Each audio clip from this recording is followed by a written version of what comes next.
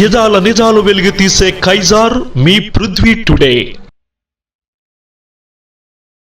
శ్రీ శివ పంచాయతన సహిత శతచండీ యాగ రాట మహోత్సవం రాష్ట్ర అర్చక ఎగ్జామినర్ రేజేటి శ్రీరామాచార్యుల నేతృత్వంలో అత్యంత ఘనంగా నిర్వహించారు. అనకాపల్లి గాంధీ నగరం శ్రీ వెంకటేశ్వర స్వామి దేవస్థానం ప్రధాన అర్చకులు రేజేటి చక్రవర్తి ఆలోచనల రూపంగా విశ్వశాంతిని ఆకాంక్షిస్తూ ఈ నెల 29 శనివారం నుండి డిసెంబర్ 8 సోమవారం వరకు సంయుక్త విద్యా సంస్థల ప్రాంగణంలో జరగబోతోంది.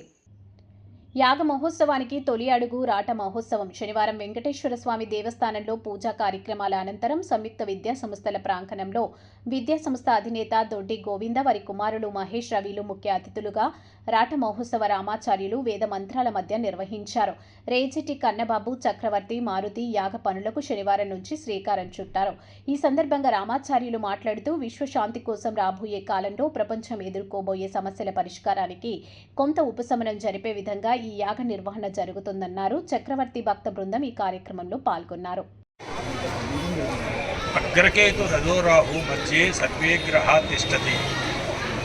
కాలసర్పానికి పైని కేతువు దిగువని రాహు అపసవ్యంగా ఆ మధ్యస్థంలో అన్ని గ్రహాలు పడిపోవడం చేత దేశారిష్టము, దేశ నాయకులకి అరిష్టము, ప్రపంచంలోని దేశానికి మధ్యని మనస్పర్ధలు, యుద్ధ భయం కూడా ఉంటుంది. అటువంటివి 2027 వరకు 26, 27 కూడా 27 ఫిబ్రవరి వరకు దీని తాలూకా ప్రభావాలు ఉన్నాయి.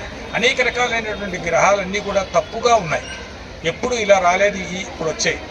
కాబట్టి ఉపద్రవాలన్నీ రావడం వేరు.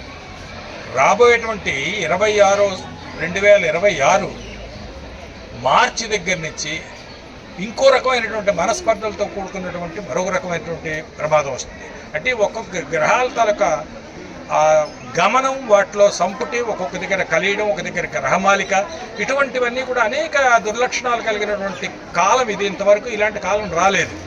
కాబట్టి జాగ్రత్తగా ఉండాలంటే ఏం చేయాలని నిర్ణయించి కలవు చండీ అని చెప్పి నిర్ణయించి ఆ చండీ యాగం చేద్దామని చెప్పి శతచండీ చేద్దామని నిర్ణయించుకొని ఇక్కడ సంయుక్త కాలేజీలోని వారు పెద్దలందరూ కూడా ఈ స్థలాన్ని ఇస్తే ఇక్కడ చేయడానికి నిర్ణయించి ఇవాళ స్తంభ ముహూర్తం అంటే యాగశాలకి రాట్ల వేయడం, షోడశ స్తంభ సంయుక్త అయిన 16 స్తంభాలతోటి యజ్ఞశాల వేయాలి. ఆ యజ్ఞశాలకు కావాల్సినటువంటి మొట్టమొదటి స్తంభాలు రాట్లు వేయాలి.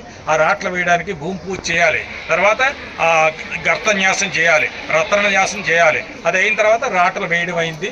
ఈ వాటి నుంచి కార్యక్రమం ప్రారంభమవుతుంది. చండీ యాగానికి భక్తులందరూ కూడా ఈ జరిగేటువంటి చండీ యాగంలో అన్వయించి ఏ విధమైనటువంటి ఉపద్రవాలు దేశానికి కాదు ప్రపంచానికే లేకుండా ఉండాలని మనం అందరం కూడా ప్రార్థన చేయవలసిందిగా మన భక్తులందరికీ, అనకాపల్లి భక్తులందరికీ తెలియజేస్తున్నాం.